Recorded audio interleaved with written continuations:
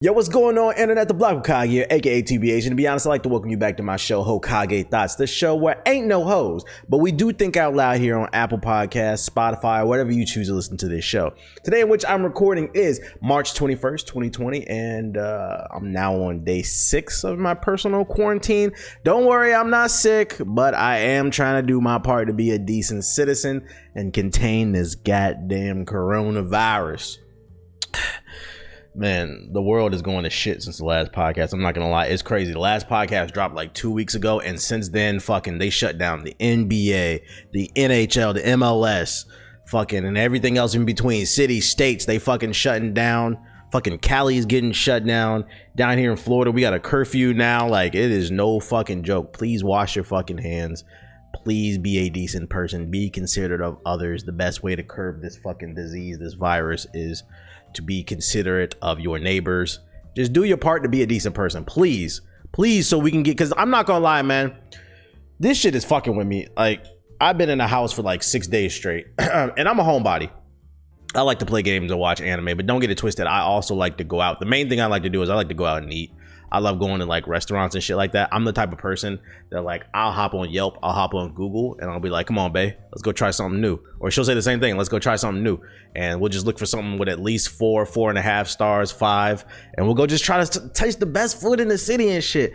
And I'm not gonna lie, I miss doing that. Like, I want to go out and eat good food again, bro. I'm fucking tired of eating fucking canned food in my house.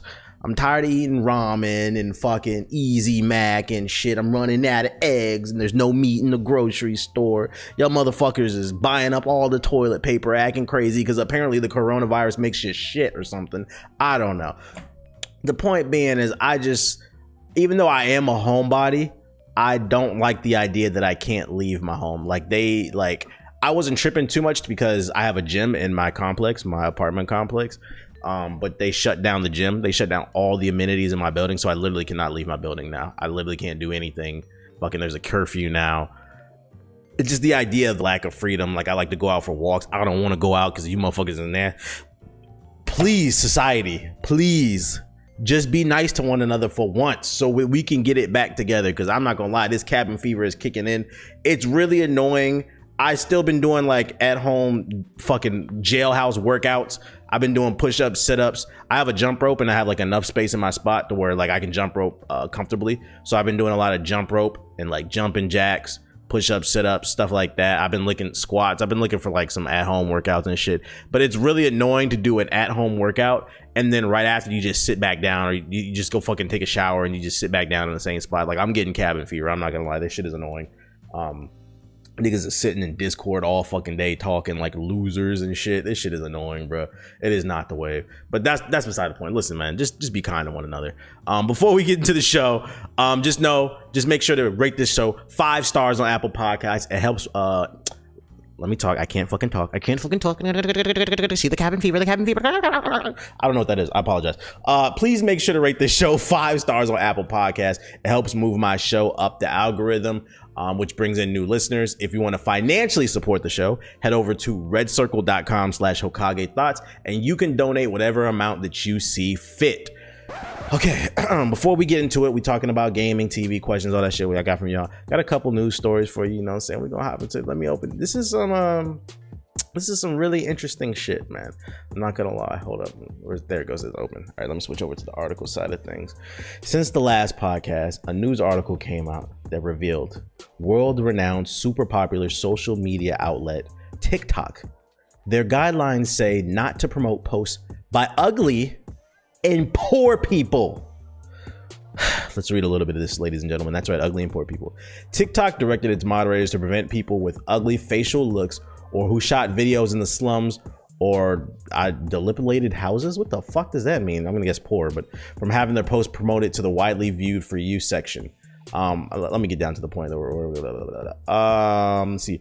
Reveals intentional post from so for those of you unaware, earlier this year there was a story that came out that they don't like basically the LGBT community. They don't want to promote them and they don't want to promote fat people. But now it's also ugly people and poor people. So that's 4 things right there. They said that they're banning people who have abnormal body shapes, beer bellies, ugly facial looks, and too many wrinkles.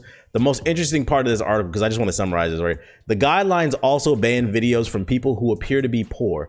Cracked walls or old video decorations are enough to have videos suppressed according to leaked guidelines. These are internal guidelines. These aren't like their public things or whatever. And this is crazy to me for like a multiple, like I thought the point of like TikTok was to create content, but apparently when you upload it, they have some type of software that's analyzing your fucking background. And if there's too many cracks in your wall, they say, whoa, whoa, whoa, you live in the ghetto? You're not allowed to use our platform to fucking create content, which is actually sad in itself. Like, it's funny when you sit here and think about this story, like a little bit, like just reading the headline, but then when you actually think about it, it's actually really sad in the sense that like they're targeting poor people, like you have too many cracks on your wall or whatever. Like, what if like TikTok or like social media was a means for you to get out of the hood, and now that you can't even do it, even if you create creative videos, it doesn't matter because there's cracks on your wall. Like, this is the type of shit that people be talking about when they say a system like oppresses them or whatever. But I mean, this is like a Chinese app. They can do whatever the fuck they want, I guess. China. This is interesting, man. I'm not gonna lie. And then also, who defines what's ugly? You know, beauty is in the eye of the beholder, right? They said like ugly facial expressions are too many wrinkles and stuff like that. Like, there's some like wrinkly dogs that are really cute. Like, are they considered ugly? Like, I don't know. Like, this is a slippery slope. And I think what's really interesting about this is this news article came out and they were talking about how these are leaked guidelines. And I can confirm that this stuff is true. There's some shady stuff going on behind the scenes in terms of TikTok and how they promote their users. Like, I mean, even if you think about it, like the times that I have used TikTok on the For You page, I only get suggested like very, very beautiful, like attractive people. Like, you don't really see too many average looking or ugly people on the app. And that I always thought that was kind of weird. And now we see why. And I can confirm that this story about these leaked guidelines is true. And I can't tell you who my source is. You're just gonna have to take my word for it. But I know somebody who knows somebody who works at TikTok, and they have confirmed that this shit is true. They don't like ugly people. They don't like LGBT people. They don't like fat people, and they don't like poor people. So basically, if you're not a blue-eyed, blonde-haired, or like a light-skinned person, good luck on TikTok. Interesting story. The question is, are people gonna stop using this app? I don't think too many people care, because that's the society we live in. What people really care about is not catching this coronavirus, and that's actually my my next story that I wanted to talk to you about. A quick little bite real quick. We were talking about this earlier about the quarantine shit. I don't know how many of you saw this story right here. I hate to break it to you, ladies and gentlemen, but the sales of Corona beer are down because citizens in the world think that they'll catch corona. Well, I don't want to say the world because I'm pretty sure this is an American thing. People in America think that they'll catch the coronavirus if they drink Corona beer. Do we really need to remind you that you can't catch Corona from drinking Corona? Apparently we do. Okay, let me summarize this one from you. A survey conducted by public relations firm polled that 737 adults over the age of 21 on their opinions of the Corona beer, and they found that 38% would not buy the beer under any circumstances following the coronavirus outbreak. And for those who regularly drink Corona, 14% said they wouldn't order it at a public venue, while 4% said they stopped drinking it altogether. Beverage giant Consulting Brand, which brews blah blah blah blah blah, said in a statement to CN that its consumers understand there's no link between the virus. Listen, I read this article, and this is the type of shit why people hate America, bro. I'm not gonna lie, as an American, this shit is embarrassing to read, bro. No, man, we can't drink the Corona, man. Like, we're gonna get Corona. Like, I don't know why I did that accent, but like, and then the fact that they said they wouldn't order it in public, like, people are so worried about what other people think about the coronavirus, they won't order a Corona beer, because as soon as people hear the word, they probably think like, oh, that person's got Corona, we got to get out of here. Like, we can't drink the fucking beer. So I'm not saying, and I think the irony of this whole situation is a situation like this where people are like self-quarantining and staying in the house all fucking day. You would think people would probably want to drink more, even though I wouldn't encourage that, because that's not a good way to deal with your problems. That's not what I'm saying. But like, you know, people are known for drinking to deal with their problems. You would think this is what they would want to do. Drink some Corona beer to make the day pass by a little bit quicker. But nope, they're scared they're going to get the coronavirus. So now the sales of Corona is down. I'm not telling you to go out there and buy Corona beers to support them. I don't drink. I don't give a fuck about alcohol. Just thought the story was funny, something worth sharing. Well, y'all know I like to kick these podcasts off by sharing like interesting little tidbits about dumb shit that's going on in society. But that's all I got for the quick news bits. Let's get into the meat and potatoes of the podcast. So on the gaming side of things, because you know I'm known for the gaming side of the things, we got a few stories, as well as I'm gonna talk about my thoughts on Warzone, Call of Duty. I saw the My Hero movie, Heroes Rising, so I'm gonna talk a little bit about that. And then I took some questions from you guys on Twitter. So make sure to follow me on Twitter at Mr_I_Keep_It_Real. Whenever I'm about to do a podcast, I always put a tweet out saying, hey guys, I'm working on show notes for the next podcast. Submit your questions here and maybe you'll appear on the next episode. I'll try to answer them questions. So let's get into the gaming side of things. First things first, I want to talk about Call of Duty Warzone. For those of you unaware, since the last podcast, Call of Duty dropped an update that takes another 100 million gigabytes off your PS4, PC, or Xbox, whatever you choose to play on, except for Switch because they don't got it. And this new mode is called Warzone. It is free to play. It includes two modes. It's a BR mode, Battle Royale, and then another mode called Plunder. BR is self-explanatory. You drop down with 150 people into a big ass map, and the last man standing or the last team standing wins. And then Plunder is basically what's it called?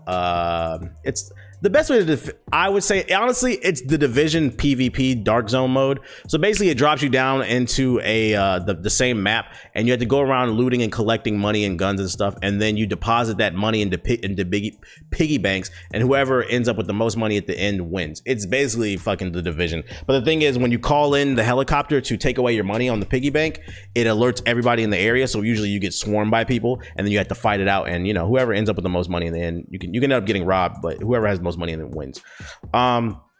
Before we get into it, I talk about some positives and some negatives that I wrote down. I know some people are going to say, I thought you uninstalled Call of Duty. I did uninstall Call of Duty. I will never play that game on my fucking PC again. But Activision reached out to me like 2 days before Warzone had came out when they first announced it. And they sent me an email saying that, hey, we'll give you a free copy of the PS4 version of Call of Duty Modern Warfare if you just stream the new Warzone mode and all that other stuff, which I thought was really interesting because Warzone in itself is free to play. You can download the BR and the Plunder mode for free, but they gave me the whole game for free for whatever. Well, you know what it was? It gave me early access because people who actually own the game get they got like 2 days early access before everybody else. But that's beside. So that's why I'm playing. I played the PS4 version of that for those unaware. I would never let this shit touch my PC. I'm not letting it blue screen or nothing like that. I played the PS4 version and I got it for free. That's the only reason I gave this shit a second shot. I have not touched the regular multiplayer or anything like that. All I did was play Warzone. All right, so I wrote down some positives and some negatives of Call of Duty Warzone. First positive. I was not a big fan of the BR mode. We'll get to that later, but I'm talking about positives. But I did like the Plunder mode of the two modes. Like I said, Plunder, the best way to describe it is the Division's PvP Dark Zone. You drop down with a bunch of different players, you loot money, and then you use that money and you deposit into a piggy bank. But when you call the piggy bank, it calls a helicopter down, and then people swarm on you, and you have to fight it out. And whoever has the most money at the end wins. It's fun because it keeps the action going and there's no camping. If you die, you come back right away. You just respawn, but you lose your money. Obviously, you get robbed. And then what's really dope about it is like all throughout the map, it's marked like high target areas where there's a lot of money. Basically, players running around with a lot of money. So you could pull up and there's constantly like a lot of. If your goal is you just want a constant lot of action, my fucking eyelash, man. Then Plunder is definitely for you. I definitely enjoyed this mode more than the BR mode. So if I had to recommend one of the two that you start with, I would definitely say don't sleep on Plunder because it is fun. It's nice to see that Call of Duty's trying something new. And that's the mode I see myself coming back to whenever I do hop on this Warzone mode, which brings me into my negatives. The first negative would be that the BR mode is campy, and that's why I don't like it. It's 150 people dropping down. This map is fucking humongous. The map it's cool, it's all right, but it's freaking humongous, and it would seem like 150 people was enough, but I swear to God, you rarely run into other people, and when you do, you get shot in the back because everybody's camping. The map is so big that it promotes camping. Well, they would camp anyway, but then it doesn't. I don't know, maybe they didn't make the map smaller, or they need to add more people onto the map, make it 250 people, because it just feels like half of the game you're just running around. I don't even run into anybody unless somebody lands with you at the very beginning.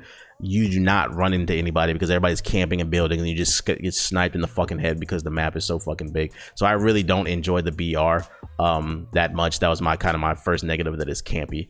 And that's why I prefer Blunder over it.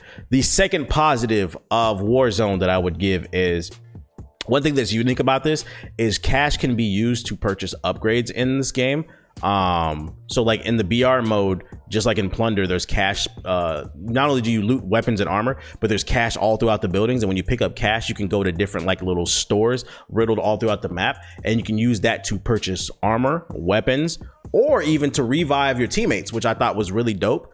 It kind of circumvents the idea that, you know, late in the game, some people have like, it really pisses me off when I play Apex and I'm trying my hardest.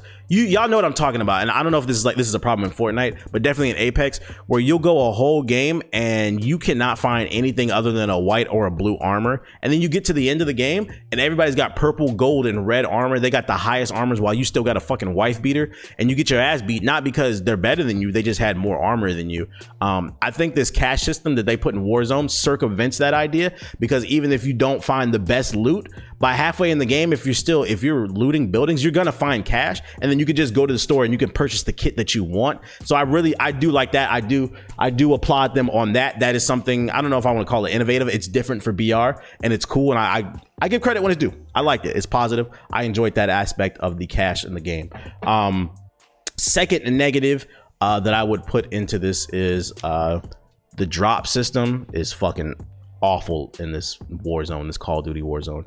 So they straight up, all right, so I don't know what it is. I'm just so used to playing Apex. I'm sorry, Apex is the pinnacle of battle royale to me right now. The simple system of being able to drop down with your teammates, and there's a squad leader and they control the whole thing, so that like you can be on your phone, you can be on your web browser, you don't have to pay attention until you hit the ground. I really appreciate that. In fucking Call of Duty, it's like PUBG or fucking Fortnite, where you have to jump out by yourself and you have to pay attention to where everybody's going, and it's really fucking weird because the pinging system is ass in this game. But what really weirds me out about this is, why is there squad leaders when you drop out in this Warzone mode? The squad leader literally does nothing. The point of the squad leader in Apex Legends is that person controls the drop. So then when that person jumps out of the plane, everybody goes in the same direction. In this shit, there's a squad leader and it lets you toss around the squad leader to whoever you want it to be, but there's no actual fucking point to it. I didn't understand the point of that. It's like they half-ass copied a feature in Apex. Oh, we got squad leaders too, but you don't actually get to lead the fucking squad. It was stupid. The drop system sucks. It's clunky coming down compared to the parachute shit. I didn't like it. It's clunky. I don't like it. A fucking positive that I do like in this game is the looting system is mwah. I would not be mad if Apex actually copied the looting system. I really like this. So like you have your typical stuff. You go into buildings, you loot stuff, you pick stuff up. But what I mean by the looting system that I really like is when you kill somebody, they just drop everything. I actually really like that. I don't know if that's in Fortnite because I don't play Fortnite. I don't like that fucking game. But in this game, when you kill somebody, they drop everything so you can see everything at once. They don't drop a box, so you don't have to stand there and fucking go through their box and then get shot in your head. They drop everything on the floor. You can see, oh, they dropped armor. You can go slide right to the armor, pick it up, and keep moving. It makes the looting much faster. I do appreciate that they have a simplified looting system. And honestly, it makes more sense. Like when somebody dies, they don't fucking spawn a box. When they die, they just drop everything. It makes more sense. So I shout out to them for the looting system. I do like that. Another negative, I already mentioned the pinging and the drop system. I said the map is too big, not enough players. I actually mentioned a lot of negatives. I just can't get over the fact that the game is still clunky. It's still Call of Duty Modern Warfare. Even though I was having problems with it on my PC, I still felt like this game was clunky. Like trying to climb in this game is ridiculous. The running system feels really weird, at least on controller. Unfortunately, because I'm playing on PS4. I know you can plug in a mouse and keyboard, but I'm not plugging in a mouse and keyboard on my fucking console. Because then I gotta go get another mouse and keyboard out of my fucking closet and plug it in just for the fucking console. And I need my mouse and keyboard while I'm streaming so I can control the stream. And I'm not having two keyboards on my fucking desk while I play Call of Duty on the PS4. Otherwise, I might as well just play the PC version. So it still feels clunky with a controller to me. You just feel way too heavy on your feet. The climbing is really weird. Like I said, part of the drop system, like with the cutting the parachute and trying to move and stuff, it just feels clunky. It feels like you have two anchors on your ankles. And I didn't really like that. It just felt a little bit too clunky. The last positive that I have written down for Call of Duty Warzone is this fucking gnat in my damn face. The Gulag. The gulag is cool. Another unique feature in it. So when you play the BR mode and you die, you get one chance to come back. What happens is when you die, they send you to jail and they throw you into the gulag, you know, and then it puts you in a 1v1 versus another player. And if you win that 1v1, it spawns both of you with random weapons. If you win that 1v1, you get to respawn back into life. If you don't, then you have to stay dead unless one of your teammates gets enough money to respawn you, because it can be expensive to respawn players. So I like that idea of giving you one more chance. It kind of leans into the idea, because one of my problems always with BR, and why I said it's not competitive, is a lot of it is fucking luck. BR is like 80% luck, 20% skill. It's being lucky enough to have the circle fall in your favor, so you're in the right position at the right time, getting the right loot at the beginning. If you don't get everything, if everything doesn't fall into place, you're constantly fighting uphill. So I feel like the gulag gives you a second chance to, you know, circumvent that, as well as being able to purchase your teammates back into life. There's just certain things that kind of, it still feels like BR, it's not 100% balanced, but it feels a little bit more fair. I'll give it that much. And last but not least, on my negatives, I said all of them. Drop system, ping system sucks. To go further into the ping system sucks in this compared to Apex. Like when you ping something, it's like bright red, it makes a loud noise, you know exactly what direction, like it's like a beige orange when you ping it. The map is so fucking big, it's hard to see, it doesn't really make any sound. And then at least on PS4, like when you hit the ping button on the D-pad, it doesn't ping it half the time. I have to hit the button like 3 times before it pings something. It's just a pain in the ass, especially when you're in a fight and you're trying to mark an enemy. Like, you know, you have to make those split decision seconds, and I feel like I'm playing with that damn D-pad too damn much, and it's not my fucking controller, because the controller works fine with any other fucking game that I play on PS4. But that ping system is just ass, and it's not just me. Anon said it, Cammy said it, like everybody that I played with said, like, they don't really like the ping system. It's just like Apex has mastered that pinging system, and compared to it, that shit is fucking hot ass. Like I said, still clunky, map's too big, and then the BR is campy. But overall, final recommendation on Call of Duty Warzone, it's all right. In my opinion, Apex is still the best BR game on the field.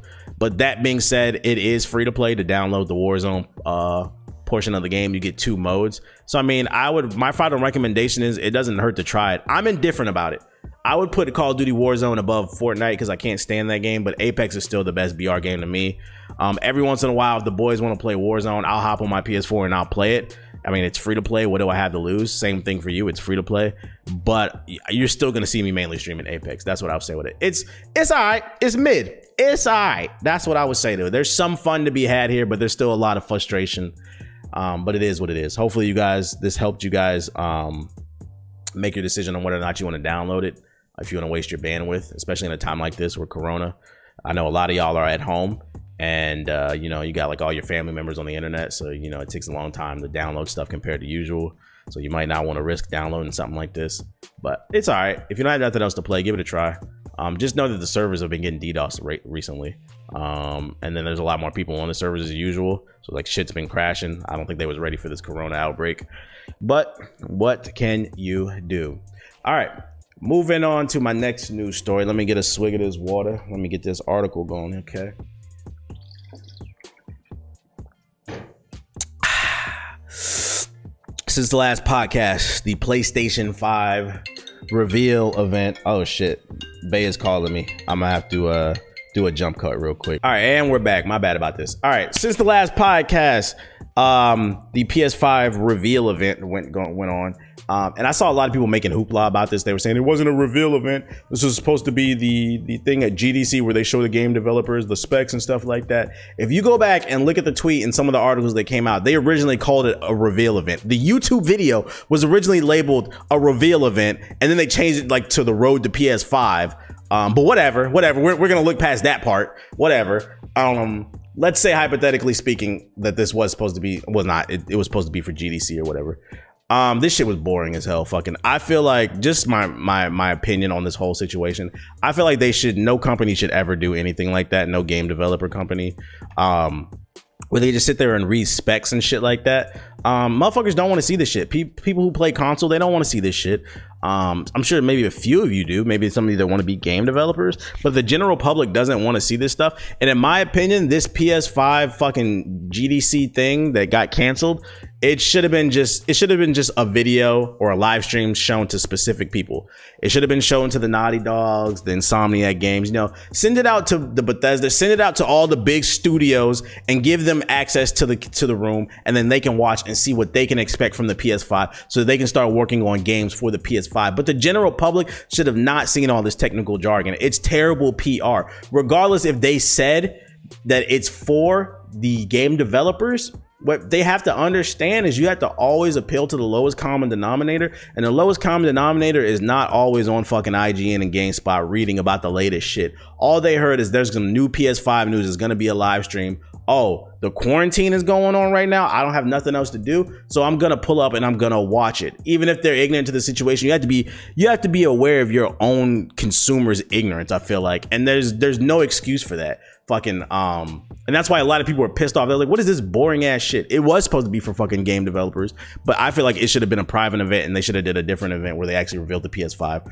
for general consumers. That shit is boring. And even if they wanted to do, if they wanted to do this public like how they did, they should have did something that where they meet the consumer and the game developers in the middle. Do the technical jargon, but also do maybe a little bit, just give the people something. Show us the UI. Show us maybe some of the social media features. They didn't have to even show us no games. Show us what the PS5 looks like. They should have did something where they met consumers and the developers in the middle. Just give us something to bite on the hook, line, and sinker. You know what I'm saying? But this shit was way too technical. And this boring ass fucking, because they were calling this shit a college course. In this college course, they revealed the specs of the PS5. They revealed the CPU would be an 8-time Zen 2 core at 3.5 gigahertz. Honestly, I don't know what that means because this is not a CPU that you can buy on the market. This is going to be like a custom AMD CPU, I believe. But based off the clock speed, it should be pretty decent. I'm just a little bit confused by the 2 cores. It's only going to have 2 cores. I don't know. Like I said, I don't know anything about the CPU, so it's hard for me to comment on that. The 10 teraflops, Xbox likes to talk about it. That means the GPU is going to be pretty powerful. The 16 gigabytes of the GDR6 RAM. At first I was like 16 gigs because there's phones with 16 gigabytes of RAM in it nowadays. And also with PC gaming, 16 gigabytes is the new minimum, to be honest. Nobody's running 8 gigabytes, and these games are becoming very taxing. Like I got 32 gigs in my setup. Most people with a decent PC have 32 gigs. So 16 seems a little bit low. But now that I'm reading it again, it's GDR6, which is like the latest RAM. So the clock speed is going to be a little bit faster. So maybe that'll circumvent the fact that there's less because the clock speeds will be faster. We'll see. I'm a little iffy about that 16. I don't know. We'll see. This is what bugged me out the most, though. Fucking a custom 825 gigabyte solid state drive for storage? Bro. Listen, man. First of all, these specs are pretty decent, so this PS5 is going to be expensive. And you're telling me it only comes with 825 gigabytes of storage? Yes, it's an SSD. For those of you unaware, solid state drives are faster than regular hard drives. So that means the load speeds are going to be a lot faster. On average, it takes about 10 seconds for my PC to boot up because I have a solid state drive in it. So like they're really fast. The problem is it's only 825 gigabytes. I'm praying. I'm not going to just dismiss Sony. I'm going to try to be glass half full here. I'm praying that this 825 gigabyte SSD is strictly for the OS, meaning the operating system that the PlayStation runs on. It's not for your games. I'm praying that they put another hard drive in the PS5 that's strictly for like data. Because if the OS for the PS5 and your games are both stored on this 825 gigabyte SSD, get this shit all the way the fuck out of here, Sony, bro. Think about it. Call of Duty Modern Warfare was 150 fucking gigs, bro. And then they just dropped like another 50 gigabyte patch for fucking Warzone. Do the math. Now you got like 600 gigs on your fucking hard drive. Like everything is going digital. These downloads are getting way too fucking big, and they're only going to get bigger as the graphics get better. More textures means more data. Better audio means more data, which means bigger files. 825 gigabytes ain't cutting it, my G. It's not even, we can't even get a terabyte. I'm gonna be honest, a terabyte ain't enough, bro. I've been advocating. I feel like if their goal for these new consoles is to go 100% digital, or at least 50-50, 5 terabytes should be the new standard. 5 terabytes. At bare minimum, give us at least 2 or 3 terabytes. 1 is not enough, bro. But I feel like 5 terabytes should be enough. I would be fine with 825 gigabyte SSD that's strictly for the OS and the updates for the PS5. And then give us a 5 terabyte regular hard drive where we load our games onto. That's what we should do. But the problem with these specs is it doesn't say anything about a second hard drive. It just says there's 1 hard drive for storage and it's 825 gigabytes. I don't give a fuck if it is a SSD. That shit is hot garbage, my nigga. Sony, y'all need to clarify what the fuck is going on with the PS5, because it would be a shame. It would be a shame, and this is just a guess of what I think they might do. In order to save money, they're not going to put another hard drive in this bitch. They're going to give you that 825 gigabyte SSD, and they're going to be like, look how fast it loads. But if you want more storage, you're going to have to buy another hard drive. Now your ass is going to have to go on Amazon, and you're going to have to go buy another fucking terabyte, 2 terabytes, 3 terabytes that you're going to have to install in your PS5 yourself. At that point, you might as well build a PC. I'm just saying. Fucking, and like I said, they kind of already hinting at it. They have the expandable storage, so they're gonna have another slot, so they could pull a Nintendo Switch on us where there's barely any storage in this PS5, and you're gonna have to buy another hard drive. So I'm telling you right now, I'm not saying that Sony will do this, but I am saying if you plan on getting a PS5, set aside some money not only for an extra controller and some games and having to pay for the online, but maybe set aside some money for an extra hard drive, because you might have to buy another one off Amazon to put into the PS5 because you're not going to have any space for your games. And then it's going to have a 4K Blu-ray drive, which is cool. I don't know who's still buying Blu-rays, but we're on Netflix, baby, and Hulu. Amazon Prime. Come on now. Crunchyroll. Fucking Funimation and fucking. Come on, y'all. That's beside the point. And what was really annoying about this fucking press conference is they spent like a whole hour talking about how powerful their SSD. Nigga, get the fuck out of here, dog. They talked about a whole 30 minutes talking about how great their SSD drives. Nigga, SSD drives. Hold up. SSD drives were invented. I'm pretty sure SSD drives have been around for like 20 years. Fucking solid state drives had origins in the 1950s. But I read somewhere that fucking they became popular like in the 90s or something like shit like that. That's like, they've been around for at least like 20 years. It's not new. Stop talking like it's new. It's fucking annoying. So that shit was a big fat F in my opinion. We want to see some other shit, Sony. I don't know about that stuff. Them specs is looking spooky too. Let's face it, the coronavirus has us all stuck inside quarantine, and that sucks. The good news is you have more free time on your hands though. It might be time to explore new skills, deepen existing passions, and get lost in creativity with Skillshare's online classes. What you find might surprise and inspire you. Skillshare is an online learning community that offers membership with meaning. With so much to explore, real projects to create, and the support of fellow creatives, Skillshare empowers you to accomplish real growth. Skillshare offers classes designed for real life so that you can move your creative journey forward without putting life on hold. You can learn and grow with short classes that fit your busy routine. Skillshare is also incredibly affordable, especially when compared to pricey in-person classes and workshops. An annual subscription is less than $10 a month. This year, I've been challenging myself to become a better cook. I enjoy eating out, but I also enjoy saving money, so I've been following the Baking 101 playlist on Skillshare to pick up some new skills in the kitchen.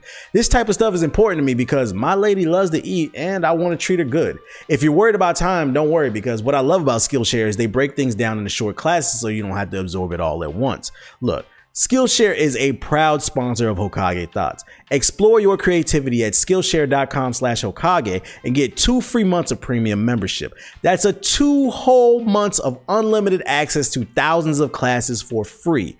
Get started and join today by heading to Skillshare.com/Hokage. That's Skillshare.com/Hokage. Corona has us all sitting in the house quarantining, so you can't step out like how you used to.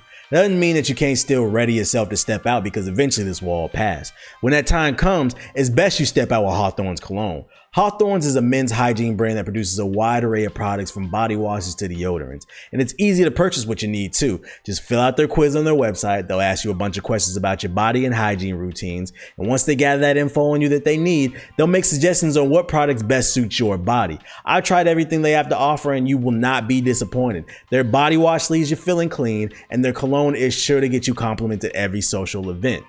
But what's really nice is Hawthorne is risk-free with free shipping and free returns. I've enjoyed my experience with their line of products, but just in case you don't, there's nothing to worry about. And since Hawthorne is a sponsor of our show, they're providing a special deal for all the listeners of Hokage Thots. Head on over to Hawthorne CO and use promo code Hokage to get 10% off your first purchase. That's Hawthorne CO and use code Hokage at checkout to get 10% off your first purchase. Once again, Hawthorne CO, use promo code Hokage and you'll get 10% off your first purchase. And other gaming news, let me switch back to the article here. During the corona outbreak, a lot of stores are closing down. As we have mentioned, only essential businesses in certain states are allowed to be. Let me turn this audio off because it's fucking playing. My bad. A lot of stores are closing down, and it's really sad to see, especially since people are getting laid off. People are not having the money to pay their bills. Thankfully, certain states and cities are freezing rent and stuff like that and mortgage, so people don't have to pay it, but it's still spooky out here. But one business that's staying open is GameStop. And ladies and gentlemen, do you know why? It's because GameStop says that it's an essential business. Okay. Essential. GameStop locations are still open in several states that have ordered non-essential retail to close, including New York and New Jersey starting Friday. The video game retailer began closing stores in California and Pennsylvania. The company argues that it's essential because it offers mice and keyboards that can help people work from home. GameStop told CNN Business in a statement that we are one of the many providers of this product that are remaining open at a time, but it didn't comment on why it must remain open in other stores as they're also providing those items. Ladies and gentlemen, according to GameStop, the people need them because they have mouse and keyboards. You can't get that anywhere else. Can't get that off Amazon, Best Buy, fucking Target. No. First of all, none of you can answer this back because you're listening to this podcast, but I just want you to think to yourself, how many times have you ever thought to yourself, yo, my nigga, I need a new keyboard. Let me go to GameStop. Get the fuck out of here. Nobody goes to GameStop for mouse and keyboards. Are you kidding me? I've never bought a mouse and I bought all my mouse and keyboards off fucking Amazon. Get the fuck out of here. And then the fact that they called themselves an essential business. Let's Google the word essential, ladies and gentlemen. Let's see here. Essential means, according to Google, absolutely necessary or extremely important. There's nothing important about GameStop, okay? Nothing. Nobody, I'm sorry. I've never in my 29 years of life thought to myself, you know, it is essential for me to take my $60 game that I just bought back to GameStop so they can give me $5.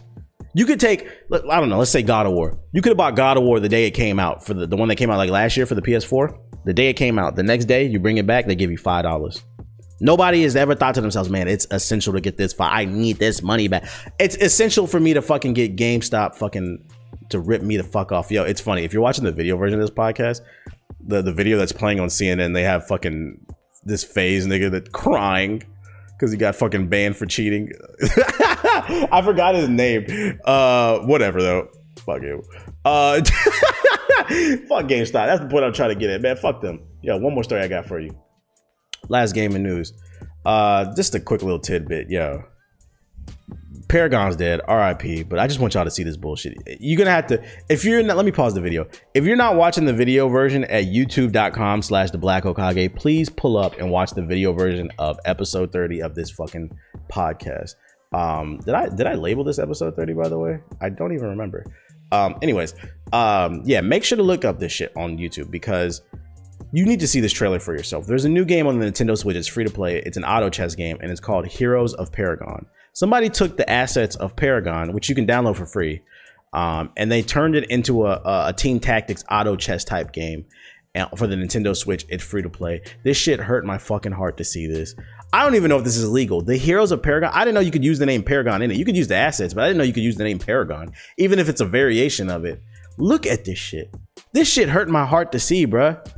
I would have been happy if he would have took the assets and made Paragon for fucking the Nintendo Switch. If it's got to come back to the Switch for a nigga to play this shit, I will play it on my fucking Switch. But this shit hurt my fucking heart to see this. Fucking auto chess? This shit is for fucking nerds. I don't want to play this shit. I don't even know what's going on in these auto chess games. I don't even know. I just know it hurts my fucking feelings to see this shit. Get this shit off the fucking screen. I can't believe it. So if you want to play it, it's available right now on the Nintendo Switch. Search on the fucking eShop, Heroes of Paragon, and you can play fucking auto chess Paragon. I hate that shit. Let me go back to fucking full screen. All right, ladies and gentlemen, moving on to the TV section of the, I don't know, movies. I don't talk about TV and movies enough to even talk about it. Who saw that Rosario Dawson's gonna be playing old girl and the Mandalorian, the Padawan, Anakin's Padawan. I'm happy about that. That's hot. Shout out to Rosario Dawson. That's fucking hot. So the My Hero movie. Since the last podcast, I seen the new My Hero movie. It's called My Hero Heroes Rising. I don't know if it's still in movie theaters right now at the time at which I'm recording this. Let's see, My Hero Heroes Rising, because this was like a week and a half ago. I saw this 2 weeks ago. I don't know. It might still be in theaters. It came out February 26th. It's literally been almost a month. It might still be in theaters. Don't quote me on that. If not, you're probably gonna have to catch it on Blu-ray or when it's whatever they start streaming. But I managed to see it in theaters. So I thought I'd share my thoughts on it, because I do be watching anime. They don't call me the Black Hokage for nothing. Anything saying this ain't the tuning exams, okay? So the My Hero Rising movie. Do I have it on full screen? I do. Here's my thoughts. I wrote down some positives and some negatives. I wrote down 4 positives and 4 negatives for the movie. I'm just letting you know right now, if you have not seen the movie, go ahead and skip probably, I'm gonna guess I'm probably gonna talk maybe like 10 minutes. I'd say skip 10 minutes ahead, 20 minutes ahead into this podcast, because it's hard for me not to talk about this movie and not spoil it. So there's gonna be spoilers. You haven't been warned. Skip ahead if you haven't seen the movie already. But just in case, before you skip, if you want to know if I recommend it without spoiling it, yes, there you go. I recommend it. Now skip ahead. All right, for those of y'all that's seen it, let's talk about this motherfucking My Hero movie, man. First positives. First of all, I didn't even know what the fuck this movie was about. I just saw a movie was coming in theaters and I was like, it's My Hero. I like My Hero. The first positive that I have about this movie is you don't need to be caught up on the manga to follow this movie, because apparently that this movie spoils some things in the manga, because this takes place between like, if it was equivalent to the anime, it would be like season 5 or 6. People were telling me on Twitter, but we're only on season 4. That's how far ahead the manga is. So you don't need to be caught up on the manga. I was able to completely follow the movie. And I didn't even know this took place in what would be season 5 or 6 of the anime until Twitter told me that there were spoilers in this movie. But because I was able to completely follow it, the movie, that was actually my first negative of this damn movie. The story was kind of mid. It wasn't bad, but the plot solely existed to create action. I think there was no real character development in this movie. The plot just existed to push action. Basically what happens in the movie is Deku and the gang, they become like heroes on a leash. They're like, what's the word I'm looking for? They're like on internships, and they get sent to this remote Japanese island, and where they don't have like any laws or any crime really. And basically they sent there to help the old people and the kids do chores and shit like that. And everything starts out great. They're helping it out. And then, shit hits the fan, because somebody's on that island that has something that the villain wants. And then the kids that were there to basically do an internship are forced to become full-blown heroes and really push past their limits, as Captain Yami says. But there was no real character development. That was kind of my negative, the first negative with the movie. We didn't learn anything new about the characters. We didn't get any interesting backstory. And I kind of feel like, what's the point of creating a full-blown movie if you're not going to give us something that we can't already get in the anime? You know what I'm saying? Like, the moment something hits a silver screen, I feel like you should step it up a notch a little bit. Just give us something a little extra. I don't know exactly what it was that I was looking for, but honestly, this just kind of felt like a glorified episode of the show. So there was no real, the story was just kind of mid. A positive that I do like about this movie is how the abilities were used. I think that's kind of, I went to see this movie with Gypsy because we were in New York for an event with Heaven, and we went to go see the movie together. And I even turned to her and I even said, I was like, this is kind of why I like My Hero more than other like shonens, is how they use their characters. Kind of my problem always was like with Dragon Ball, and even like Naruto was guilty of this later in Shippuden, is it starts to become like a one-man show. It becomes the Goku show, the Naruto show. It becomes less about and this is why I love, like, I know y'all tired of talking about Black Clover. This is why I love Black Clover. Black Clover, what makes Black Clover great, Asta is annoying. I get it. I don't really like him. I don't really like him as a protagonist. But what makes Black Clover great is it honestly has one of the best supporting casts that I've seen of any shonen. Like, there's so many great characters in Black Clover, and watching them interact with one another, because there's so many different groups with different types of abilities and stuff. That's what makes it great, the supporting cast. Versus like Dragon Ball, after like the Saiyan saga, everybody became fucking irrelevant. Once Goku went Super Saiyan, everybody became irrelevant, and like almost to the point where like, I'm not gonna lie, it's hard for me to watch Super sometimes because they even turn Vegeta into a joke. They got this nigga dancing and doing goofy shit and stuff like that, and that there's a place for that for like certain characters, but I just feel like they disrespect it. Like at one point in Dragon Ball, freaking Krillin was like, Krillin grew up with Goku. Krillin was his rival. Krillin was Goku's rival, and like I get that he's a Saiyan and he's like Super Saiyan, but like they just straight disrespect the characters. y'all get the point. Don't get me wrong. Yamcha deserves to be disrespected. But getting back to My Hero, what I loved about My Hero is they show love to all the characters and they respect all the different characters, even if they're not on the same tier as Deku, Totoro Key, and Kai-chan, or Bakugo, whatever the fuck you want to call them. You know what I'm saying? Like there's the top tier characters, and then there are other characters, but everybody got a moment to shine in this movie, and that's what I really love about My Hero. And there's creative ways that they like even showcase their abilities. Like there was one moment where like the main villain in the main castle, in the final battle where they was doing like the little castle siege, and the main villain was walking up the hill, they had to slow him down. They figured out his weakness was that his ability, he wasn't like the perfect all for one or one for all. I always get confused, whichever one is the evil one. They figured out that he wasn't the perfect form, so he could get tired out basically. So their goal was they wanted to tire the villain out, and they slowed him down by throwing rocks at him. And I thought that was really cool that they took Tape Boy, I don't know his name, but y'all know what I'm talking about, the one that got the tape that come out his damn elbows. They took Tape Boy and then like the Floater Girl, and they used their abilities to throw the rocks and the boulders at the main villain. They didn't hurt him, but their goal was never to hurt them. It was just to slow him down so that eventually the real shooters could pull up and beat that ass and slow him down. They just wanted him to exert his energy or whatever. And I thought that was really cool that even the dumbest fucking characters with the dumbest abilities got a moment to shine. Because I think it's important to have a strong supporting cast, not just make it about one person, because when you make it about one person, shit just gets stale. So I appreciated that about the My Hero movie. I felt like everybody really got a moment. It was dope. It was dope to see. A negative, the villain was mid as well. There was no real motivation for him, other than the fact that he just wanted to get the ability to regenerate his cells. He wanted to steal it from the little boy who had that ability on the island. But he didn't have any real motivation. I didn't understand what was his purpose other than like he was just mad at humans and he was like, you know, I want to start a new world order. Like it didn't really, I feel like great villains, what makes a great villain is it makes it easy to sympathize with them. A great villain is you don't agree with what they did, but you understand it, if that makes sense. I think that's why a lot of people like the Joker movie. The Joker in the movie, they humanized him. They saw how society treated him, and they saw how he was pushed to that edge to become the person that he became, this fucking psychopath. And you don't necessarily agree with him mass killing people and doing crazy shit, but you understand it. In the My Hero movie, the villain, he was just like, I hate everybody, and I'm not perfect, so I need this kid. I need to steal this kid's ability, this kid's quirk, so that I can heal. He didn't have any real motivation. There was no real depth to him. I'm gonna be honest. I like the nigga with the wolf with the dreads that turned into the beef. He was a cooler villain to me than the main villain. The whole time I was watching the movie, I was like, what is this dude's story? I was like, this wolf with the dreads, this motherfucker black as hell. I like this shit. What's his story? That's what I want to know. So I thought the main villain he wasn't bad, but he was just mid. Once again, just like the main story, the villain was just kind of there to push the action. He didn't really add anything crazy to the story. You didn't really learn anything about him. But a positive, the animation was solid, especially towards the end. Really fucking fire. And I mean, this is actually, I might as well just get into the last positive.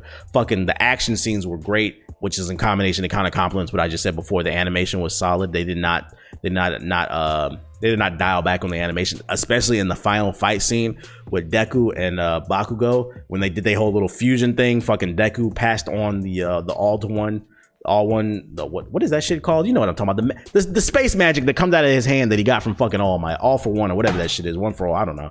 I always get them fucking confused. I thought that was cool when he passed that to Bakugo. And they both became like All for One, and they just fucking went the fuck off. I was like, my mouth was on the fuck.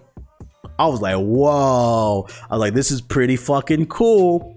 And then once the scene was over, I'm not gonna lie. I had a moment where I was like, yo, this shit is fire as fuck. That they both became like All Might. But I was like, what does this mean for the show? My brain started going because I was like, this is a little Dragon Ball-y. Like, this is cool for the movie. It's cool to have this moment, but we can't have two god tier characters going the fuck off all the fucking time. But they found a way to circumvent that shit. So at the end of the movie, and this is kind of one of my negatives, I have no problem that they circumvented it because I don't want the show to become Dragon Ball. I don't want everybody to become OP. But the way they went about it, Bakugo at the end, he has amnesia and he doesn't remember that he got All Might's power from Deku.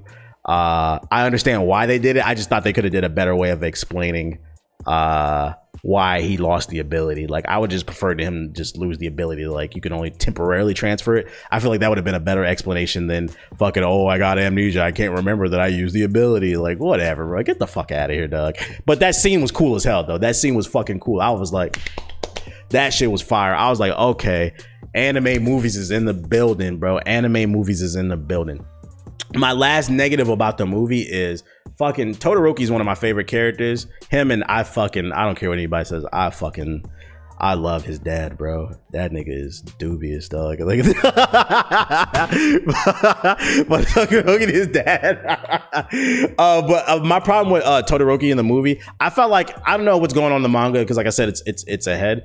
But I felt like he got nerfed. He got one moment to shine where he froze that dude and he killed him. I think it was the Wolf Beast. But for the most of the movie, they made him kind of irrelevant. They kind of, and I guess they kind of made the movie into the Deku and Bakugo show. It almost felt like Goku and Vegeta. And that's another reason why I was like, this is kind of feeling Dragon Ball-y. I know this is a shonen, but let's carve out our own space like Black Clover did. Let's continue to do the thing where we show a strong supporting cast, not just make it about two people. And I felt like Todoroki got thrown to the side, which is really interesting because Todoroki is supposed to be like the perfect specimen because that's the way his dad bred him or whatever. So I felt like they could have had more time. They could have gave Todoroki more time to really turn up and beat somebody's ass. I was a little disappointed. It felt like he got nerfed and disrespected. Hopefully he gets a boost in the show or something like that. But other than that, I enjoyed it. If I had to score this movie, I would give it 7.5 and 8. When I came out the movie theater, I was like, this is an 8. But now that I've had like a couple weeks to sit on it, I would say it's like a 7.5. I got to drop it down a little bit, maybe an 8 on a good day. Just because when I think about it, like the story was very mid. It was literally just to push the action. And like the story should push the action, but like I feel like there should also be there should be more there. It's a movie, put a little bit more effort into the writing. I felt like that's why I think I got to knock a point in terms of the story. Also, one thing that I learned from watching this movie is everybody like makes fun of, but not everybody, but there's a group of anime watchers out there that watch subbed anime and they think they're just better human beings than other people that watch dubbed. I prefer dubbed anime because I'm more of a listener. It's not that I can't read. I'm a very profound reader. But I'm more of a listener. I like to multitask, and I feel like when you watch subbed anime, you have to really sit up and be attentive or you'll miss something.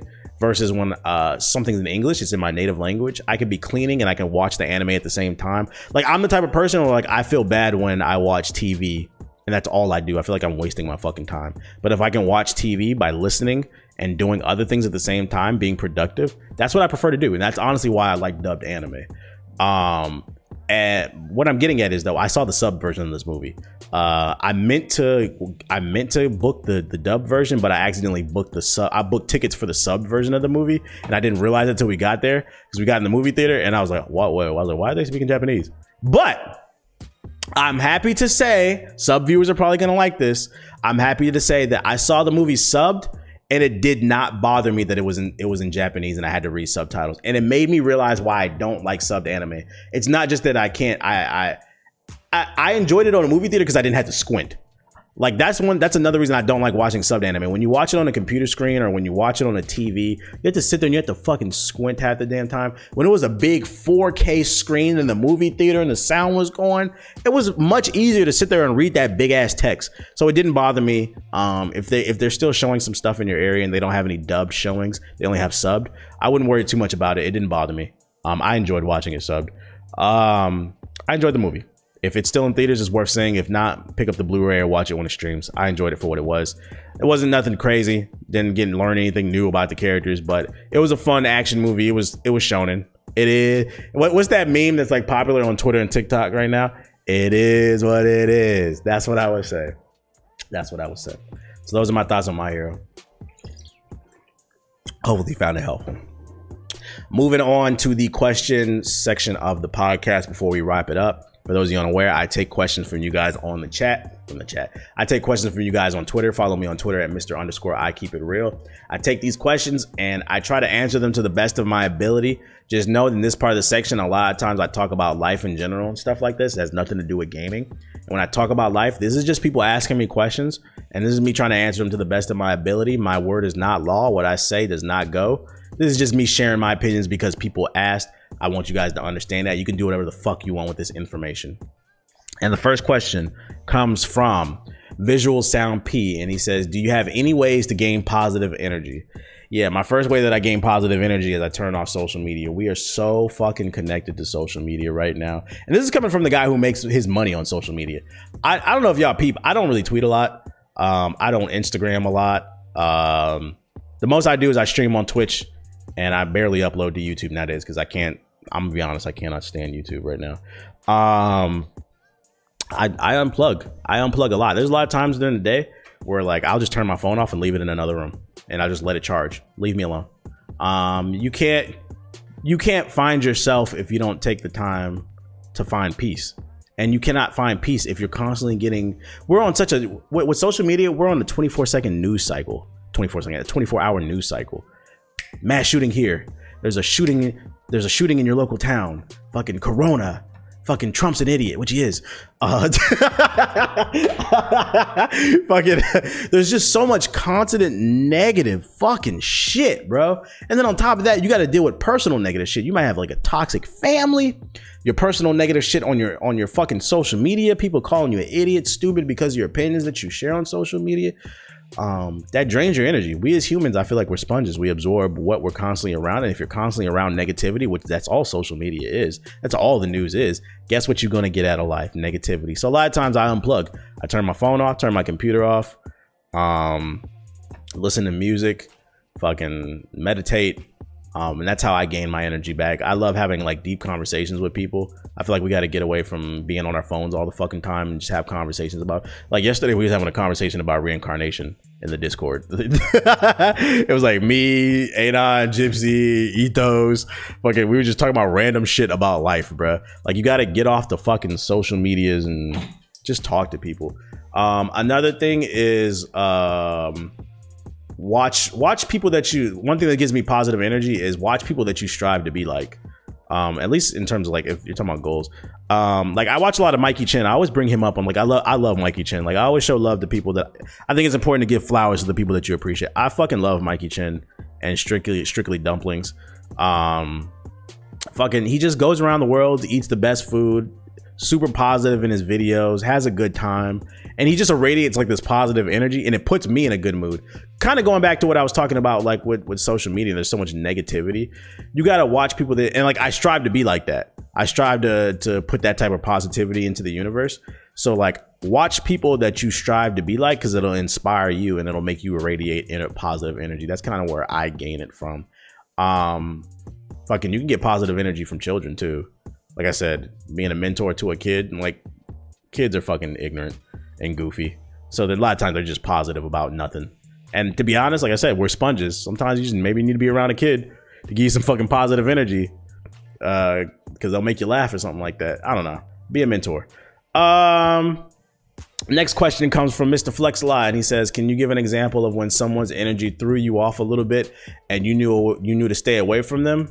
All right. So yeah, people's energy throwing me off and I knew to stay away from them. I remember like 4 years ago, like at E3, I met like this YouTuber in the media room, and I guess like his PR dude, after I got done talking to him, he left. His PR dude was still in the room, and he came up to me and talked to me afterwards. I don't know why he didn't introduce himself. I'm not gonna say the YouTuber's name because I don't have a problem with it. I actually really like the dude, but I didn't like his PR dude at all. After that YouTuber left the media room, his PR dude came up to me and spoke to me, and I don't know why he didn't speak to me while I was speaking to that YouTuber. Like he could have introduced himself then, so I knew. He got up and he came and spoke to me after that dude had left the room, and he's like, hey, I do PR and management for such and such, this YouTuber, the dude that you just met or whatever. I was like, oh, that's what's up. And then he leans back in his chair and he goes, so I heard you got 600,000 subscribers on YouTube. Nice. He's like, you know what I can do for you? The moment he said that shit, I'm not gonna lie, bro. It was some of the most dubious shit I ever heard. I'm like, look at this fucking dude right here. This fucking snake, bro. And like, maybe like that works on like younger people or like just people who never been nowhere and they're gullible. But like, I know a fucking snake when I see one, dog. He was like, you know what I can do for you? And he just started promising all this other shit. I gave him my card out of like courtesy to be nice, but like, as soon as he left, I looked at, because JG was right there. I looked at him, I'm like, bro, this nigga's full of shit. Get the fuck out of here, bro. Ain't nobody talking to him. I'm not taking no phone call with him. I actually had that recently in New York with somebody that I met fucking, because this dude said, I was at dinner. I'm not going to say. I was actually at dinner with another YouTuber. It was me, Heaven, Gypsy. And we met this, he invited himself to dinner with us. I'm not going to lie. I was pretty pissed off about that shit. He really wanted to hang out with Heaven. But whatever. I was trying to be nice. And he was talking about how he was asking me what I did, and I explained all the content I produced. And then he said he just started a management company. He thinks he can get me brand deals. And I was like, that's cool that you feel like you can get me brand deals. You have the numbers. But I was like, are you ready to work with somebody like me? And he was like, what do you mean? I was like, well, being a man of color, being a black man, I was like, things are just different. I was like, I have the numbers, but I make a fraction of the money that a lot of my white counterparts do. And when I say counterparts, I mean people that are, I know people who are way smaller than me and make far more money than me, simply because, you know, unfortunately, when you're black, you get labeled a, what's the word I'm looking for? A brand risk a lot of times, because you don't speak the same way that other people speak. But meanwhile, somebody will have a fraction of the audience that you do and make more money. That's beside the point. I was like, there are certain challenges that come with dealing with black people. I was like, you're going to go to brands and they're not going to want to deal with me simply because I'm black. Who the fuck is playing on my fucking phone? Oh, I got a package. What's the name? There's, I was like, people are not going to want to work with me simply because I'm black. People are going to dismiss me. They're not going to believe. They're going to be like, who the fuck is that? I was like, it's just going to be a little bit harder to sell me. I was like, are you willing to work that extra mile to deal with like a person of color? I was like, because I was like, racism is real. I was like, this is things that I face. I've had some wild shit said to me, and he just totally dismissed it. He was like, what? He's like, so I think I can do this. I was like, all right, bro. Like the moment he had dismissed that shit in my head, I was like, I will never work with you because you don't understand it. Fuck out of here. So yeah, like that made me avoid him. But back to the E3 dude, yeah, he was like, he leaned back in his chair and he was like, yo, you know what I can do for you, man? I'm gonna get you a car, a mansion. You know, like, bro, shut the fuck up, dog. Get the fuck out of here. So his energy rubbed me the wrong way. Watch out for people that overpromise things. Those people always throw away my energy. I don't like doing business with people who overpromise things. Like, really, dude, you think you can do all that for me just right now?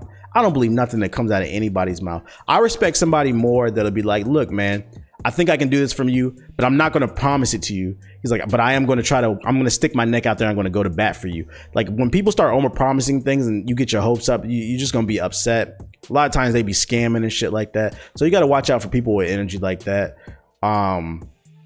People who I like to stay away from. This is something I've recently had to deal with, because I feel like people are starting to see the people on YouTube talk a lot of trash to me in the comment section because they don't actually follow my content. But like, for all the YouTube niggas in the chat that talk shit, shout out to the people who still support. But the ones that talk shit, my podcast right now is fucking booming. And my Twitch channel right now is fucking booming. Had like 1,500 people in the chat the other day. Multiple times this week I've had over 1,000 people in it. Like, my Twitch is really growing. Like, it's just my YouTube is like whatever. Like, and I don't really care about that because it's not my focus. Also, my Instagram, my hygiene Instagram, booming, getting brand deals right now, and I barely post over there. Wait till I get serious about that shit. Fucking, what was I about to say? I don't know what that had to do with anything. I just felt like flexing, I guess. So people who've known you for a while and they suddenly want to hang out and shit, watch out for people like that. That's something I've been dealing with recently. Like, fucking, like, the reason I brought up, it wasn't just me flexing. The reason I brought it up is because people on YouTube, they tend to stick to YouTube. They like to be ignorant about other stuff. But like, the people who follow me on Twitch, I think people are starting to see that, like, I'm booming on Twitch right now and people want to try to hang out and be my friend now and shit. Like I said, I had 1,500 people in the other day. I've averaged almost 1,000 for like the past week. And then 2 weeks ago, I had 12,000 people in the chat because I was on the front page. Like, people see they see I'm booming on Twitch right now, as well as other social medias and shit. And now people want to talk to me. People sending me DMs. Hey, I want be friends with you. I literally had somebody send me a DM and said they wanted to be friends with me. I thought that was really weird. I didn't really know how to respond to that. I didn't want to be like an ass, but it's like I've known that person for like 3-4 years now, and it's like all of a sudden you want to be friends with me now. Why? And then also I feel like people see the attention I give to other people when they want that, because like my word is very powerful on social media because I don't tweet a lot and I do have actual influence. I can actually sell a t-shirt. Like what I say goes. When I say something's lit, niggas fuck with it. That's a different type of power. It's a lot of people out here with millions of followers, and they have millions of followers because niggas want to fuck them, but they can't sell nothing. They can't push a product. When I say something's lit, that's a different type of influence. And like when I say a certain, like when I made that video about like you need to follow these black content creators, when I say they lit, people go follow them. And like I've been paying attention to some of those people that I featured in their videos. Their numbers have been up because I got an ear for talent. I got my ear to the streets. But I think that's weird when people want to suddenly hang out with you and they've known you for a while and they see you doing good. I think that's, you gotta watch people like that. I think another way people's energy throws me off and I know to stay away from them, you can use social media too. Peep someone's Twitter timeline, peep someone's Instagram.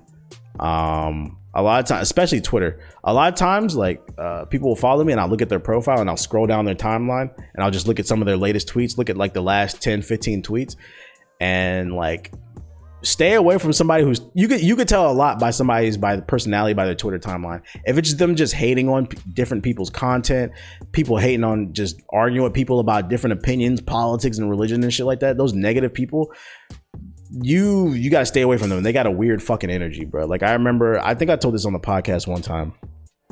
I remember I met this dude at I got invited to the Apex Legends Season 2 launch event in LA. EA flew me out and I met this one Australian YouTuber and he seemed, I mean, I'm not gonna lie, I'm gonna keep it a buck. I probably would never fuck with him, but I was forced to hang out. So we didn't get to pick our seats. When we were recording content, they put us in groups of 3s and we didn't get to pick our seats and I had to sit next to him. So I was like, I introduced myself out of courtesy, because you never know. You can't judge a book by its cover. But based off the energy, he was a little weird. I could tell he was socially awkward. He don't leave the house a lot or whatever, but he seemed just like, I thought maybe he was just like socially awkward in the sense that he was just a weird gamer. But we ended up following each other on Twitter because I just thought he was your average socially awkward gamer or whatever.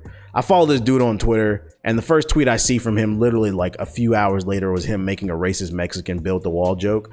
Fucking one of his, he posted a comment on his YouTube. Somebody left a comment on his YouTube and they called him an idiot for his opinion on, he was talking about Apex Legends and I guess some things that he wanted to see changed. And the dude in the comments on YouTube called him an idiot.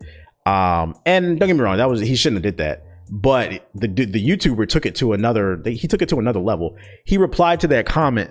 And I guess the dude's name was like Juan or something, Juan Gonzalez or some shit. Like, I don't know. It was some Hispanic sounding name. He responded to that comment and he was like, Trump should build the wall or whatever. I'm like, and then he posted the shit on Twitter and I guess he thought it was funny. He thought it was like cool or whatever. And I'm like, all right, bro. If you wanted to roast him because he called you an idiot, cool, but you didn't have to like talk about him being like Mexican or whatever.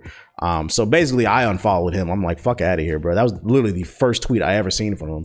I'm like, look at this bitch ass nigga, bro. I just met you at an event. I talked to you in your face, but then like deep down you're actually a fucking racist prick. And like fucking I'm not tolerating that shit. Like Chaos is fucking Mexican and GI. I'm not tolerating that shit, bro. Fuck out of here. So yeah, just watch how people move, I think. Is what I would say. Let me get a swig of this motherfucking water. Any tips on dealing with kids?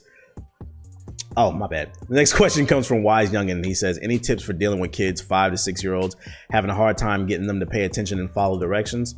I help them with reading and writing and they like to move around the classroom, specifically young boys.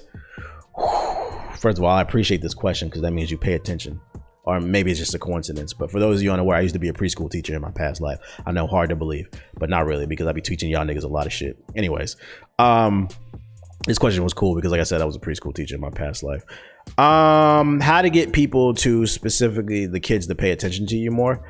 So when I worked with kids, specifically young boys, he was saying, because the young boys do be having a little more energy. The little girls love, they love men. Like they'll listen to you. They hang, like, this sounds fucked up, but like me working with kids, I understand why a lot of grown women have daddy issues, because when I was working with kids, the little girls used to hang off every little word that I used to say. They used to love me. and like it's almost like a daunting task, because it's like you don't want to do the wrong thing, because they're sitting there, they're listening to everything you're saying, and they start soaking in the information and start speaking about you. But that's beside the point. Speaking like you, I mean. Advice I would give for working with kids, the things that were taught to me in my training, and they work really well, is make sure you get on your knee, get on eye level when you're speaking to them. When you speak to kids, especially other people's kids, kids are very smart. Do not listen, man. My kids were some of the worst. They were some of the most well-behaved kids in my fucking building. Matter of fact, I worked as a preschool teacher like 4 or 5 years. I don't remember. It's been a while since I quit. It was like 4 or 5 years. And my classroom won best classroom in the building 2 years in a row. And all the other years we were in contention. And one of the things that the other teachers used to always say in the break room to me is that like I have some of the smartest kids and I had some of the most well-behaved kids. And the reason being is like what I was taught in my training is you have to get on knee level. You have to get on your knee and speak to them. Oh, my bad. My dumbass. The reason I brought up I had some of the most well-behaved kids, because I was saying like kids are very smart.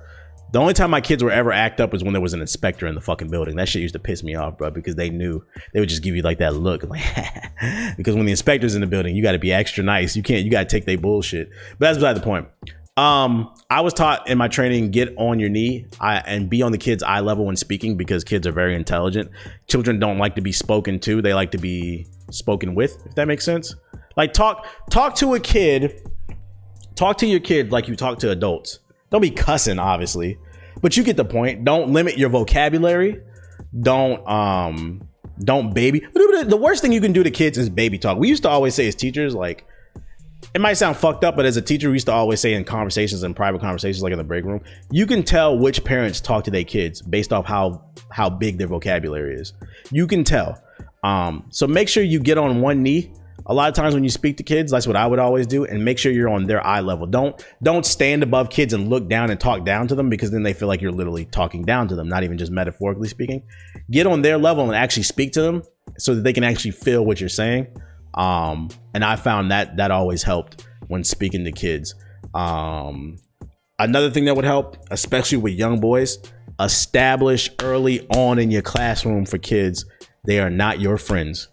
My kids love me. I am very silly. I can be a very silly person. I used to always make my kids laugh, but business always came first. You better learn them motherfucking ABCs.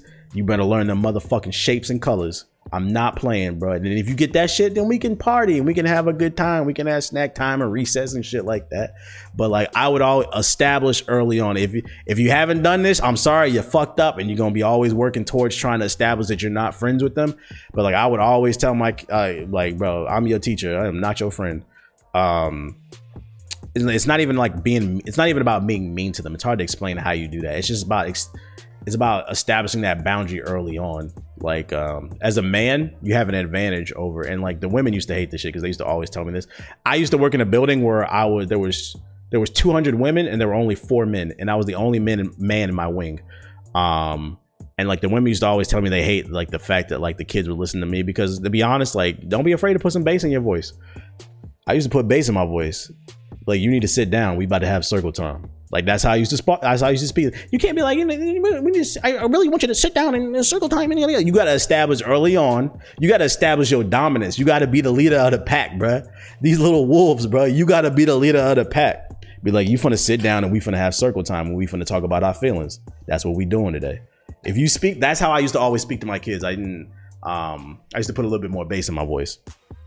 So establish early on that they aren't your friends, but also, like I said, speak to them on eye level so that they have a certain level of respect to you. So then they also can be your friend and not at the same time, if that makes sense. And then also spend more one-on-one time with kids. That can be really hard to do, but make sure you take the time for your kids. Don't be trying to speak to them all just in groups.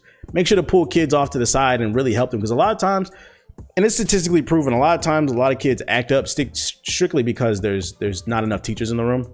They're not getting enough attention, so they're acting out because they're not getting enough attention. It'd be like 20 kids in a room and only like 2 teachers. So like, if you can try to pull a kid aside and like just speak to them for like 2 minutes if they need help, they'll appreciate that, and you'll earn their respect more. And don't give up. The kids need you, doc. They need you. I enjoyed being a teacher. It just didn't pay enough. That being said, my last question, last but not least, it comes from Blue Note Gaming, and he says, how do you check someone that tries you? Specifically, someone that isn't motivated to get the work done. Have you ever had experiences in your work life where you had to check someone? Yes. Honestly, this actually is, the answer to this question is kind of similar to the same way like with the children question earlier. Establish early on in the workplace you are not there to be friends and they are your coworkers. If they ask you to hang out, if you're the new guy at your job, they ask you to hang out this weekend, nope. They want to go get drinks, nope. After work, nope. Like, man, I'm here to punch in and punch out. That doesn't mean disrespect anybody. Just be like, hey man, I just want to keep it, you know, this is the workplace. Establish early on that they are not your friends. And then also, if they're not doing the work that they're supposed to be doing, give them a couple warnings and be very stern with them. Put that bass in your voice. And if it's not working, I'm gonna be honest. This is your job. This is your livelihood. This is how you pay your rent. And what they do affects you. If they're not doing their part, it makes you look bad because it's a team effort. I'm not gonna lie, bro. Snitch. If you gave them a couple warnings and they not doing their part, I'm snitching, nigga. I'm snitching to the fucking boss, be like, hey, look, man, this dude is constantly sleeping or he's on his phone. I've given him multiple warnings. I tried to work it out in the building because I always feel like you should try to work it out amongst yourselves before you start talking. But this ain't no criminal shit. This is your livelihood, bro. Go let the boss know that he ain't performing up to fucking, because the reality is, if you keep letting that motherfucker play on his phone or not do the work that you're supposed to be doing, their bad work can be a reflection on you, because at the end of the day, what you're doing at your job for that company is a group effort. And if he's not pulling his weight, it's gonna pull you down. So snitch, my nigga. Fuck that shit, bro. Because at the end of the day, you gotta pay your rent. He don't pay your bills. Fuck him. How about that? I don't play that shit. I didn't play that shit at work, bro. Fucking this motherfucker. We told you supposed to clean the room. You didn't do it. All right, bet I got something for you. Fucking but yeah, I've had to deal with that shit. One of my biggest problems with, like, in my past life when I was a preschool teacher, like I said, I worked in a building where there were 200 women. I was one of only 4 dudes, and I'm gonna be honest, I was the best looking dude there. I was the most swaggy too. The bitches loved me there. I ain't gonna lie. I was knocking. I can say it now because I ain't working there. I was fucking like 8 of them teachers. I was fucking like that. This was like in my whole phase. I was fucking like 8 of them things in the building. I ain't gonna lie, bro. And fucking a couple of them. This damn Nat. A couple of them found out, but that's beside the point. Like I think I said this in a previous podcast. I found this out from working with children because I didn't really know if I liked kids or not until I got that job. Fucking women love a nigga that's good with kids, and I was very good with kids. That pussy get wet, dog. So the dude, wise youngin', I'm telling you, put some bass in your voice. If they see them children respect you, that pussy rate is going up. Them teachers love that shit, dog. Anyways, I had to deal with this shit in the workplace though, like people not doing their job. One of the main things I had to deal with, like I said, I used to work with a ton of women. And like, I'm not trying to sound cocky. Like this is the honest truth. Fucking chicks used to come in my room. We used to have like rooms, and chicks used to come in our room that worked in a different room, and they used to come in there and just speak to me. And that shit used to piss me off because I'd be trying to, like, when I'm working with my kids, I legitimately was like into working with the kids. I wasn't trying to talk to women. That's not why I went to work and shit like that. And like I used to have chicks coming in there. I remember the worst one I had this one chick. This bitch was she was straight ratchet, bro. Ugly. Ugh. She was pregnant. She was fucking pregnant, and she was living with her baby daddy. Mind you, she was living at home. So her mom and the baby daddy was all living in the house, and she was pregnant coming to work, working with the kids and shit. But she would come into my room every morning and on her lunch break, leaving me Post-it notes and love letters and shit like that, telling my coworkers, please give him my number. I told my coworkers, tell that bitch, leave me alone. Get me the fuck out of here. She was like, you should be my new baby daddy and shit like that. I had this one chick. She told me, oh, I love the way that you handle my daughter. She loves and respects you so much. You should consider being her new father. I had multiple women tell me this shit, dog. I'm telling you, I'm like, bitch, get the fuck out my face with that shit, dog. Get out of here. And it gets to, like, it's funny at first. Like, these stories sound funny. They're funny at first, but then it's not funny when it gets in the way of you trying to do your job. Like, I'm legitimately trying to teach my kids. I'm trying to do circle time, and they're coming in the room just bugging me and shit. That was something that I had to deal with. And like, I had to check people. I'm like, look, I don't want to fuck you. You got to relax. I already got chicks I'm fucking. You don't know which ones they are. Because I tell them chicks to keep it on the low. But fucking yeah, chicks just be coming in the room and shit like that, fucking bugging me. That shit was fucking annoying, bro. That's part of the reason, besides the fact that I was getting overworked, that I left, bro. Chicks, don't be fooled. It really breaks my heart that you niggas be out here simping and shit, bro. It really breaks my heart because these chicks is thirsty out here, bro. You just gotta be on your shit. I'm telling you, there's nothing they love more than a nigga that's about his business, that's good with kids, that get money. You don't gotta do a lot of talking when she see you about it. When she see you about it, them pennies is coming off, bro. I'm telling you. I don't know how I got on that topic, but that's beside the point. Fucking, if you're dealing with people's energy and they not doing what they supposed to be doing at work, don't let them bring you down. Because at the end of the day, especially in a time like this with this corona shit going on, if you still getting hours, it's a blessing to get those hours right now. Keep that shit 100. People's getting laid off. Don't let nobody bring you down. Snitch. Because at the end of the day, that's their problem. Whatever. That's all I got on my show notes. Hopefully you guys enjoyed the show. If you did, make sure to rate the show 5 stars on Apple Podcasts. Because remember, that's how I move up in the algorithm, and that's how I get more listens. Also, if you want to financially support the show, because I am broke and I'm also always constantly dropping gems, I would really appreciate a donation. If you want to drop a donation, go to redcircle.com/Hokage Thots, and you can donate whatever you see fit. It can be 25 cents, it can be $1, it can be $50, it can be $100. Whatever you like, everything is appreciated. I will always be thankful. Other than that, that's all I got on my show notes. Hopefully you guys enjoyed the show, and I will see you guys on the next episode of Hokage Thots.